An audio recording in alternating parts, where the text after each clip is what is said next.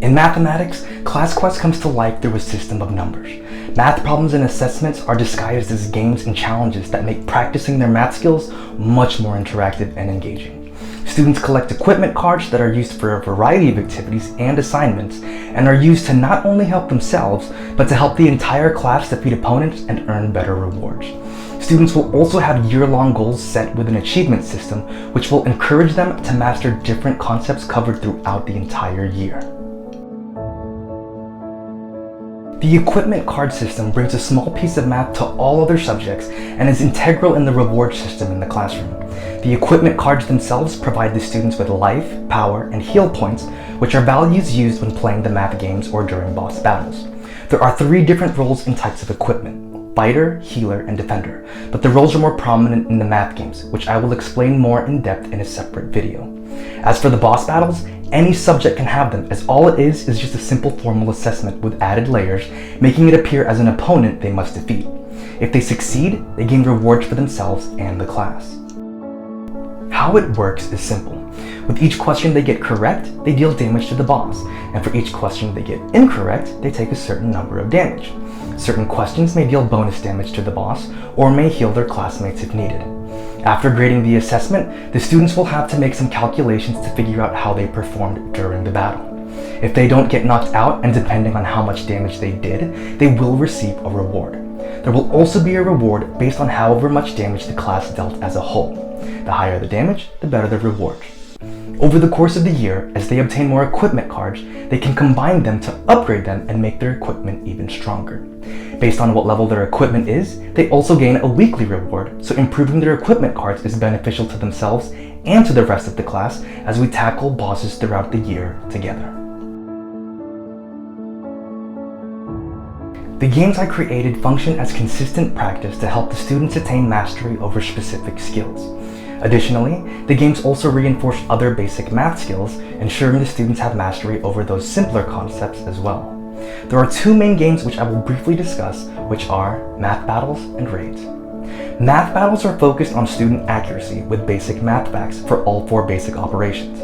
However, I will emphasize multiplication more than the other operations, since the students will need to recall multiplication facts constantly with much of the content covered in 4th grade, such as multi-digit multiplication and long division.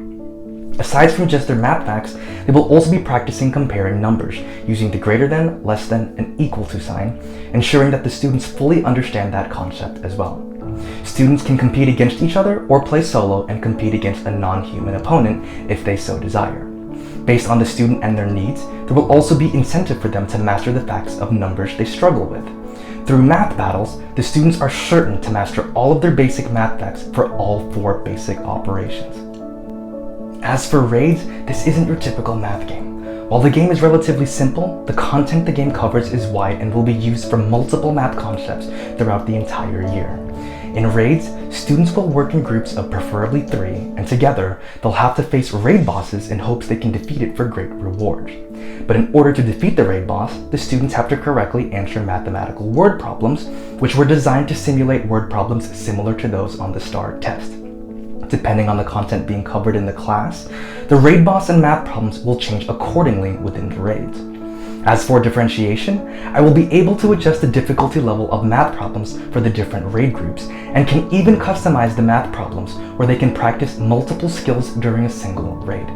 Ultimately, I designed raids to provide STAR-simulated practice for multiple content standards in a way that is much more fun and engaging for the students. If you want to learn more about these games, there's a separate video where I go into more details about how they work, how they cover different content, and how they can be differentiated. Over the course of the year, depending on what topic we're covering in math, students will receive an achievement sheet displaying goals for the said topic. Each achievement grants a certain number of points, and the points are required to unlock different equipment cards and rewards that can be earned in the classroom. There are specific assessments associated with each achievement, each one harder than the last as they try to earn them all. There are also bonus rewards granted to students who complete the set of achievements on a specific topic. The achievements will always be available to them throughout the remainder of the year, so even if they don't earn a specific achievement during the time we covered it, they can go back to try to earn it again later. This system encourages students to master each concept covered in math, regardless of how long it takes them. When I taught math in the classroom, I was only able to try out a simpler version of Math Battles, but was still able to test out equipment cards and their functionality with rewards and boss battles. And I can definitely say that it made students way more enthusiastic for assessments. Instead of coming to class and saying there's a quiz today, I would tell them there's a boss battle instead, and the students would actually cheer for the assessment. The students absolutely loved the equipment card system as well. There was even a time when a student jumped for joy like it was Christmas just because he earned an equipment card that he needed for an upgrade. The math battles were also awesome and highly effective, as every student seemed to master the multiplication facts of every number from 0 to 9 with great accuracy. I would even hold a month-long tournament where we would play one match a day, which took maybe about 5 minutes during snack time, and the students loved it. It got a little nerve-wracking for some of the students towards the end of the tournament, but overall they got so into it and loved it cheering for their classmates. And the winners got specific rewards that were meant to be shared with their friends. Overall, these math games and activities open up a whole new world of learning opportunities for the students, and I'm constantly thinking of new ideas of how I can change it or add to it.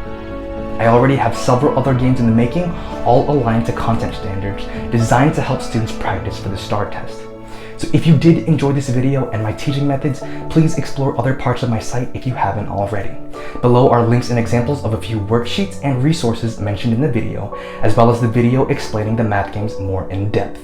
Thank you so much for your time and for watching.